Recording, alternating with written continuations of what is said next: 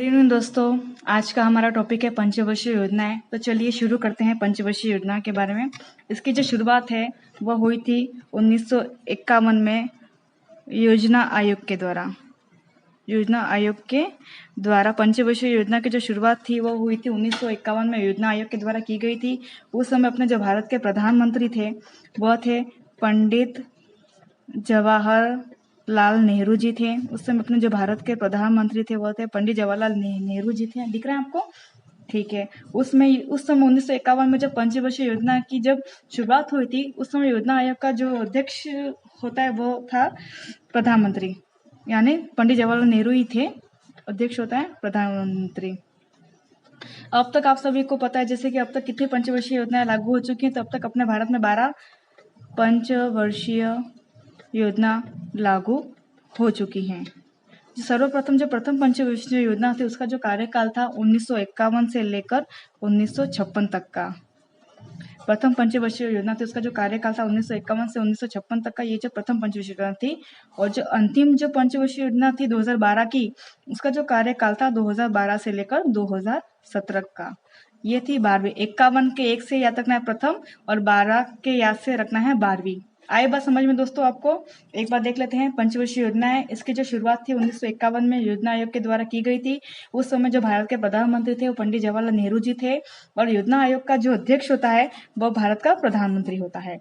ठीक है। अब तक भारत में 12 पंचवर्षीय योजना लागू हो चुकी हैं। प्रथम पंचवर्षीय योजना थी दोस्तों वो 1951 से 1956 तक कार्यकाल था 5 साल का।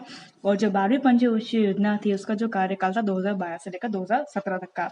तो अब हम देखते हैं प्रथम पंचवर्षीय योजना के बारे में जिसका कार्यकाल है 1951 से 1956 तक का। इसमें इस योजना के अंतर्गत सबसे पहले हम देखेंगे कि कितनी धनराशि आवंटित की गई, इसके क्या उद्देश्य रखे गए, कितना व्यय किया गया, इसमें कौन कौन सी कमियां आ गई, उन कमियों को कब दूर किया गया। तो चलिए शुरू करते हैं। इसके अंतर्गत सबसे पहले सार्वजनिक पुस्तकालय के विकास के लिए धनराशि आवंटित की गई थी जो थी 1 करोड़ रुपए से अधिक की धनराशि। 1 करोड़ से अधिक की धनराशि का प्रावधान किया गया था, यानी आवंटित की गई थी। धनराशि तो 1 करोड़ प्रदान की गई लेकिन जो व्यय हुआ प्रथम पंचवर्षीय योजना के अंतर्गत वो था 88,91,499 रुपये। आपसे परीक्षा में इस तरह से भी क्वेश्चन पूछ सकता है कि प्रथम पंचवर्षीय योजना के अंतर्गत कितनी धनराशि व्यय की गई, तो है 88,91,499 रुपये। अब आपको किसी भी तरह से ट्रिक लगाकर इसको याद रखना जरूरी है। या तो आप 88 लास्ट में 99, 8 के बाद में 9, 9 के बाद में 10 का 1, फिर 1 2 3 4, इस तरह से भी आप इसको याद कर सकते हैं। इसके साथ ही इसके कुछ उद्देश्य रखे गए थे जैसा कि केंद्रीय पुस्तकालय प्लस सार्वजनिक पुस्तकालय को ग्रामीण स्तर के पुस्तकालय से जोड़ना। ग्रामीण स्तर के पुस्तकालय से जोड़ना इसके उद्देश्य हैं। इसके साथ ही सार्वजनिक पुस्तकालय के विकास के लिए नेटवर्क की स्थापना पर जोर देना। नेटवर्क की स्थापना पर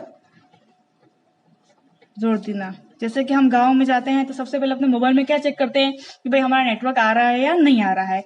तो एक बार देख लेते हैं प्रथम पंचवर्षीय योजना। इसका जो कार्यकाल था 1951 से 1956 तक का था, जिसमें सार्वजनिक पुस्तकालय के विकास के लिए 1 करोड़ से अधिक धनराशि का प्रावधान किया गया। ठीक है, आई बात समझ में। और जो व्यय हुआ वह 88,91,499 रुपए का। इसके साथ इसमें कोई उद्देश्यों का निर्धारण किया गया था कि केंद्रीय पुस्तकालय प्लस सार्वजनिक पुस्तकालय को ग्रामीण स्तर के पुस्तकालय से जोड़ना और सार्वजनिक पुस्तकालय के विकास के लिए नेटवर्क की स्थापना पर जोर देना। और इसके साथ ही 1951 में दिल्ली पब्लिक लाइब्रेरी की भी स्थापना हुई। ये आप सभी को पता है कि 1951 में दिल्ली पब्लिक लाइब्रेरी की स्थापना हुई प्रथम पंचवर्षीय योजना के समय। और वह किसके सहयोग से हुई थी? भारत सरकार और यूनेस्को के सहयोग से। इसकी जो डेट है दिल्ली पब्लिक लाइब्रेरी की स्थापना की वह है 27 अक्टूबर 1951। ठीक है दोस्तों। और इसके साथ ही यह जब योजना 1956 में अपने अंतिम चरण में थी तब इस योजना में 9 राज्यों में 1956 में 9 राज्यों में तो राज्य केंद्रीय पुस्तकालय की स्थापना केंद्रीय पुस्तकालय की स्थापना तथा 100 जिला पुस्तकालय की स्थापना हो चुकी थी। 1956 तक 100 जिला पुस्तकालय की स्थापना हो चुकी थी। आई बात समझ में आपको? एक बार फिर से बता दूं, प्रथम पंचवर्षीय योजना जिसका कार्यकाल 1951 से 1956 तक का था, 5 वर्ष की इसकी समय अवधि थी, जिसके अंतर्गत सार्वजनिक पुस्तकालय के विकास के लिए 1 करोड़ से अधिक की धनराशि का प्रावधान किया गया। ठीक है दोस्तों, धनराशि का प्रावधान किया गया। जो खर्च हुआ वो 88,91,499 रुपए का खर्च हुआ।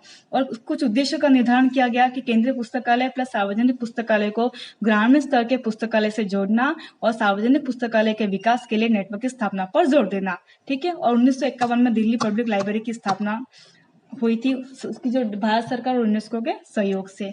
इसके साथ ही दोस्तों 1956 में 9 राज्यों में तो राज्य केंद्रीय पुस्तकालय की स्थापना और 100 जिला पुस्तकालय की स्थापना हो चुकी थी। चलिए हम देखते हैं दूसरी पंचवर्षीय योजना जिसका जो कार्यकाल है 1956 से लेकर 1961 का। आप सभी जानते हैं कि मैंने अभी जैसा बताया कि जो प्रथम पंचवर्षीय योजना थी उसमें जो धनराशि व्यय की गई थी वह थी 1 करोड़ से अधिक गए, लेकिन जो दूसरी पंचवर्षीय योजना है उसमें जो धनराशि आवंटित की गई थी वो थी 1.40 लाख रुपए की। ठीक है। और उसके साथ ही दूसरी पंचवर्षीय योजना में केपी सिन्हा की अध्यक्षता में किसका गठन हुआ? बोलो। सलाहकार समिति का गठन किया गया केपी सिन्हा की अध्यक्षता में। आपसे परीक्षा में यह क्वेश्चन भी पूछ सकता है कि केपी सिन्हा समिति का गठन आपसे ये क्वेश्चन भी पूछ सकते हैं कि केपी सिन्हा की अध्यक्षता में कौन सी समिति का गठन किया गया? तो सलाहकार समिति का गठन किया गया। या आपसे ये भी पूछ सकता है कि सलाहकार समिति का गठन किस पंचवर्षीय योजना में किया गया? तो आप बता सकते हैं कि दूसरी पंचवर्षीय योजना में किया गया, या इसका टाइम पीरियड भी पूछ सकता है 56 से 61 का। इसके साथ ही दोस्तों दूसरी पंचवर्षीय योजना के अंतर्गत ग्रंथालय के विकास के लिए, ग्रंथालय विज्ञान के विकास के लिए दिल्ली यूनिवर्सिटी को, दिल्ली विश्वविद्यालय को केंद्रीय संस्थान मानकर, दोस्तों ग्रंथालय विज्ञान के विकास के लिए दिल्ली विश्वविद्यालय को केंद्रीय संस्थान मानकर 10 लाख रुपए की सहायता राशि प्रदान की गई। ठीक है दोस्तों, 10 लाख रुपए की सहायता राशि प्रदान की गई। एक बार फिर से बता दूं, दूसरी पंचवर्षीय योजना जिसका कार्यकाल 1956 से लेकर 1961 का था, इसमें जो धनराशि व्यय की गई थी वो 1.40 लाख की, लेकिन हमने जो पहली पंचवर्षीय योजना देखी थी उसमें जो धनराशि आवंटित की गई थी वो 1 करोड़ रुपए से अधिक की थी। और इसके साथ ही दूसरी पंचवर्षीय योजना में केपी सिन्हा से 2 याद रखना, सिन्हा 2 से दूसरी पंचवर्षीय योजना में सलाहकार समिति का गठन हुआ इसकी अध्यक्षता में। और इसके साथ ही ग्रंथालय विज्ञान के विकास के लिए दिल्ली विश्वविद्यालय को केंद्रीय संस्थान मानकर 10 लाख रुपए की सहायता राशि प्रदान की गई। ठीक है दोस्तों, आई बात समझ में। अब हम तीसरी पंचवर्षीय योजना के बारे में देखेंगे जिसका जो टाइम पीरियड है 1961 से लेकर 1966 का। ये प्रथम, दूसरी, तीसरी ये जो पंचवर्षीय योजनाएं बनी दोस्तों ये 5-5 वर्ष की बनी थी।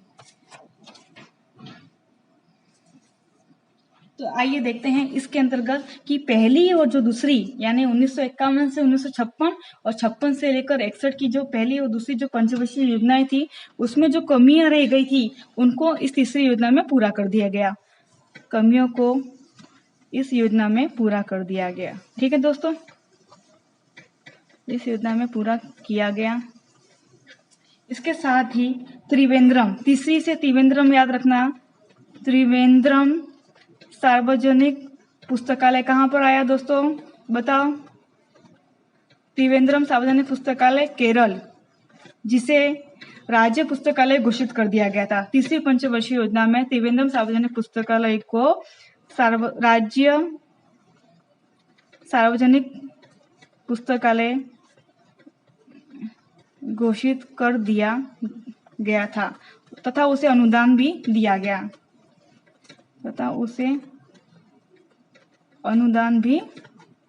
गया, इसके साथ ही हम देखते हैं कि तीसरी पंचवर्षीय योजना में 6 राज्यों में तो केंद्र शासित पुस्तकालय की स्थापना, 6 राज्यों में केंद्र शासित पुस्तकालय की स्थापना तथा 12 राज्यों में केंद्रीय सार्वजनिक पुस्तकालय की स्थापना। केंद्रीय सार्वजनिक पुस्तकालय की स्थापना दिख रहा है दोस्तों आपको।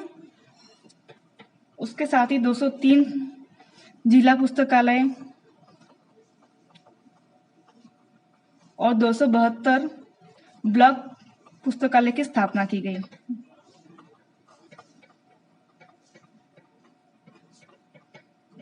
एक बार देख लें तीसरी पंचवर्षीय योजना, जिसका कार्यकाल 1961 से लेकर 1966 तक का था, जिसमें प्रथम दूसरी पंचवर्षीय योजना में जो कमियां रह गई उसमें उन कमियों को इस योजना में पूरा किया गया और त्रिवेंद्रम सार्वजनिक पुस्तकालय को, जिसे राज्य सार्वजनिक पुस्तकालय घोषित कर दिया गया और उसे अनुदान दिया गया। जिसमें तीसरी पंचवर्षीय योजना के अंतर्गत 6 राज्यों में तो केंद्र शासित पुस्तकालय की स्थापना हुई, 12 राज्यों में केंद्रीय सार्वजनिक पुस्तकालय की स्थापना हुई, 203 जिला पुस्तकालय स्थापित हुए और 272 ब्लॉक पुस्तकालय की स्थापना तीसरी पंचवर्षीय योजना में की गई थी। इसके अंतर्गत हम देखेंगे कि 1964 में वीके राव की अध्यक्षता में वर्किंग ग्रुप ऑफ लाइब्रेरी का गठन हुआ। वर्किंग ग्रुप ऑफ लाइब्रेरी का गठन हुआ। ठीक है दोस्तों, आज हमने पहली, दूसरी, तीसरी, 3 पंचवर्षीय योजनाएं देखी हैं। अगर आपको समझ में आई हो तो प्लीज लाइक और कमेंट कीजिए और शेयर कीजिए। धन्यवाद।